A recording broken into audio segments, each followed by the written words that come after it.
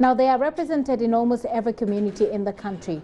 Although there's no specific database on the number of Nigerians living in Ghana, it appears a number of them are taking advantage of the long-standing ECOWAS protocol, which gives them rights to freedom of movement and property within the sub-region. What, however, appears to be worrying is the link that's been established between the increasing presence of Nigerians to a number of criminal activities. A Nigerian government-backed association is rejecting that assertion. Nigerians in Diaspora Association says the suggestions that many of them living in Ghana are engaged in illegal activities like armed robbery is completely false and misleading. We'll hear from the leadership of the association shortly. But first, hear from some Ghanaians on what they make of the presence of Nigerians in Ghana. Yeah, actually, Nigerians in the country has especially made the renting cycle very high. Let's say when you are ready to pay for a rent, a Nigerian can come to the landlord or the landlady to offer a higher price. You understand? Because I've been a victim before. When I was purchasing my rent, when I was purchasing my the shop that I'm in now, I was supposed to offer the amount that I'm supposed to offer. A Nigerian came, tried to offer a higher amount so that I will not get the shop because it's in a good location. Seriously, what these guys are doing here, it's not helping. Trust us, it's not helping. You know, because what we know is we, the youth in this country, are trying to make it. We are trying to, you know, do something for our lives. But this Nigerians has come, you know, trying to block so many chances for us. And they are part of the theft issues, the stealing issues in the country now. Circle, the bad name that Circle has now, most this issue came from Nigerians. In Nigerian, we are like family. You know, it's good that we have them in our country because some of our people too are in their country. But you know, the way that they are coming to Ghana for now is too much. It's too much, and they have capitalized our businesses and other stuff. And then so the way that they have come to the country is too much.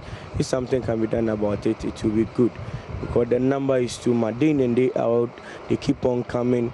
Especially those that are here, when they get one shop, then they'll go and bring about 2-3 siblings of DS and other stuff. And in fact, they are occupying all parts of Accra and other regions as well.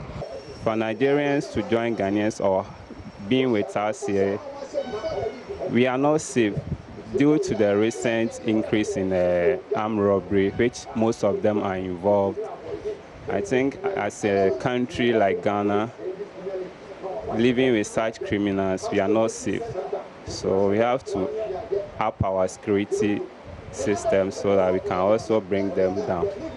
And on the other side, I could say we are also benefiting from them because we have a business partnership with them. Most of the goods we sell here are directly from Nigeria, which we cannot get on the Ghana market or from our manufacturers. Okay, their increase in the country is affecting us because it seems like some of the Ghanaians are not working. They don't have anything to do. But the Nigerians have gotten the opportunity to purchase some kind of stores and other businesses, and they are running the business around. So it seems like the Ghanaians are in the house, and they are rather doing the business for Ghanaians. So it seems it's affecting us. It's giving some of us there. We have this unemployment and other stuff. So most of them, they come with businesses and we like it. And most of them they come to do criminal things. And you know, it's one snake that made most people to hate all snakes, you understand? So anyway, most of them bring businesses. A necessary evil, you may say. But what do Nigerians living and working in Ghana have to say about that? Do they agree? Let's hear some of them. I don't know what to say, but we Nigerians, I don't think we are the cause of it. You understand? Because any place you go to, you find good people, and you also find bad people. Is that if you see any Nigerians that is not good, you have to discipline that Nigerian and send him back to his country. So But you know, with the Nigerians, we are here, we are hardworking people. And it's causing confusion in the labor market when they see us working, because the Ghanaians actually, like, to be precise, they don't want to work. Even when they have the chances to work, they don't want to work. But you see the Nigerian man, he can take any small thing for a work. And we see at the end of it, we see him start making money. Before you look at it, just like. So that's what I would say. Because what the country like is facing now is not, Nigeria should be out of it. We are not the predicament, you understand? We are just hustlers. Well, I think that the people that are offended, like the way we are working, we are hard working, you understand? So that's what I see inside. If you see any Nigerians that is bad here, you have to discipline that Nigerian and send him back. That's what I would say, you understand? Okay, thank you. Yeah. Like some of the things that happen, like fraud, Ghanaians, they thought it's only Nigerians that did fraud, and some of the things like all these how to do dreads, all these things, they say it's only Nigerians that did that. And so if you tell them, like if you came here to come and do something, they will tell you because of your country is not good, because of you run out from that place to come here. Here is a peaceful country. Because of it they come here. Ghana, they don't have any problem. It's we that cause all the whole problem in Ghana. Ghana do like this, Nigeria do like this. We all need to be friends, and we are one blood. So all the Ghanaians and the Nigerians, we are one. So I shouldn't know why there are issues coming over Nigeria and Ghanaians. And perhaps some Ghanaians, probably, when you do anything or anything wrong, whether good or right, they will tell you that. All right, well, some leaders within the Nigerian community here in Ghana have added their voices to this growing concern. They are, however, ready to support the police to crack the whip on the few bad nuts they say are among them. Oscar Ugo is head of corporate affairs of Nigerians in the Diaspora Association here in Ghana. We are not ignorant about the fact that, yes, there are some bad eggs within the society. We're not just impressed about it. So we're also trying to implore the government of the day in Ghana to also apply the laws as it is required, irrespective of whose house is God. We don't care whether the Nigerian, because of the relationship with us, you think maybe he should be spared. The law is the law, and it's a respect of no persons. So apply it, and it's not something that we're going to say yes because it's a Nigerian and because we have a relationship with Ghana. So we should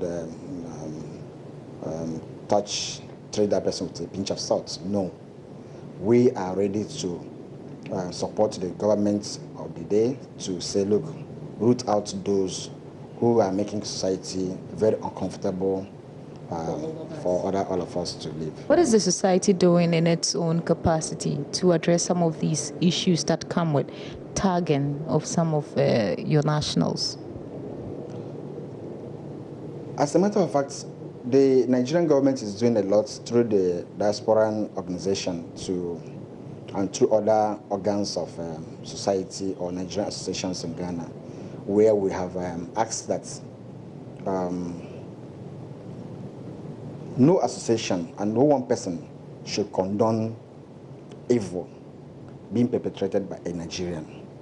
There is no way you can deal with a criminal and cover him up and say that, look, he is not a criminal. If he is, let the law take its course. Let it be said that no Nigerian is being shaded by any association or by the Nigerian government. We've not been trained that, we've not been told to do that. So we are not just trying to say Nigerians. No, what you're saying that individualistic, just deal with them. Okay. Don't. You see, the problem is that the moment you keep on saying it is Nigerians. That's where we get it wrong. Because 70% or 80% of Nigerians here. Well, let's have a conversation with ACP David Eklu. He's joining us live from the police headquarters. He's ACP Eklu, thank you very much. He's the Director General of the Ghana Police Public Affairs. Sir, thank you very much for your time this afternoon. I'd like to start by asking what the statistics are as far as the Nigerians in Ghana are concerned. In terms of the statistics, we don't have those records as I speak now, but I can say that there is quite a sizable number of Nigerians, of brothers and sisters from Nigeria present in Ghana. And this is not the first time. They have been here all over the years. And I would say that they have been part and parcel of our community, just like Ghanaians have also lived in Nigeria. But we should have an idea how many of them we have in this country, don't we? I don't have those figures on top of my head now, presently here. Okay, but it's information that's available to the Ghana police. It is possible we can get that information, yes. Well, someone will be a bit... Especially those who came through yes, those who came through the correct routes, those who came and have registered to do business, have resident permits, and have come here. And, for example, I've heard him talk about the Nigerian Association in Ghana. Yes, I think we can work through those structures and be able to get a fair idea about how many Nigerians are in Ghana. Those who are raising concerns about the presence of Nigerians and the linkage it has with the upsurge in criminal activity, are they justified? I don't see it that way, because for us, criminals are human beings who are falling foul of the law and have no respect for the law as far as the laws are concerned, and we treat them as such. But it's also a fact that we have had some people from Nigeria and other countries, even beyond Africa, who have also committed crimes in Ghana, and they have also come in conflict with the law, and they are dealt with according to the laws as we have in Ghana. And in addition to that, it's also important, Matilda, to show that, yes, we also have Ghanaians who have collaborated with the criminals from Nigeria to commit this crime. So it cuts both ways. We cannot single out one particular nationality to say that these are the people who have committed a crime. In years past, when we did the analysis, for every crime committed by an outsider, there's always a Ghanaian collaborator. There's always somebody from Ghana here who is giving them the backing, who is giving them the safe haven, and who is supporting them. So it is not a distinct thing that this particular nationality is involved in crime. But the fact that, yes, we have people from across the sub-region and even beyond Africa also committing crimes in Ghana is real. Well, having said that, though, you said that the Nigerians have been in this country for many years now. That is known. I mean, Ghana and Nigeria has a very long-standing history. But if you look at recent trends... Certainly. If you look at recent trends of criminal activity, I mean, a wanted criminal in Nigeria was found somewhere here, his family, and he had family here in Ghana. Would you say that there's, if you look at the statistics and do the analysis of what we've seen, the criminal activities we've seen over the years, Nigerians are quite prominent in it. We'll look at, for example, Kwabena. We see the Nigerian influence there. Like I told you, the Nigerian whose family had Ghanaian passports, etc., who was picked up around Spintex. That's also a case in reference. What did you say that if you compare what's happening now and what happened before, Nigerians or persons with Nigerian names or what's suspected to be Nigerian names are gaining some prominence in this track record? As I said, let us be very careful in assigning nationalities to criminals. They have specific names and profile that we deal with. And you rightly said that, yeah, there might be people who are from other countries but might be having documents purported to be that they are Nigerians and all that. So let us be very careful about that. And I said that all over the years we have had people who have Nigerian background or nationalities who have been involved in criminal activities, not only Nigeria, but others from the other sub-regions. So let us be very careful about the way we tag people from other countries. The law is the law. If they break the law, you are dealt with as an individual, not as a representative of a country. Because they came there as an individual, they committed the crime as an individual. So what's the police's strategy to deal with this upsurge of criminal activity that we're seeing recently? Yes, Matilda, if you've been following the news, we have had very significant inroads as far as arresting and identifying the criminal hotspots. We have also had a very coordinated intelligence, and now that we have a new directorate that coordinates information leading to intelligence in all the regions. So yes, if we are unable to prevent the crime, which is our #1 mandate or goal, we step up the investigations, arrests, and prosecutions, and we believe that that can also serve as a deterrent. And we have also outlined measures that we have put in place and also called on, when we say public support, we have different segments of the public. We have the business community, we have foreign nationals from different countries, and then we also have other segments of the community who are supporting us, who are working in collaboration with us. I've read a statement put together by the Nigerian Association, that's NIDO, saying that they are ready to support the police. That's a welcome news. It means that we can all be united against crime. Those who are committing these crimes are not in the majority. There are just a few people who are committing these crimes. And I believe that if we forge this strong stand, united stand against these criminals, they will not be able to disrupt our legitimate activities. So it's a good sign that the Nigerians have come together to say that, yeah, they are ready to support us to weed out the few ones who are tarnishing the image of their dear country, and of course those even who are from other countries. Finally, ACP, let me find out from you. You did mention that there are some of the Nigerians, of course, who have come into the country. I mean, we have very porous borders. That's a fact. That some of them have come into the country, you know, not through the right entry point.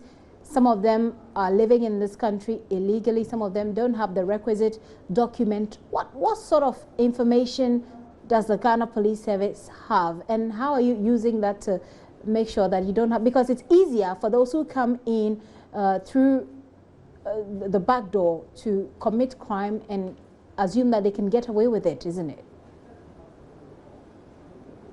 Yes, we are mindful, Matilda, of the ECOWAS protocol that promotes movements within the sub-region, and then to also support business and other activities and social integration as we see it, because we see some of them see these borders as artificial borders.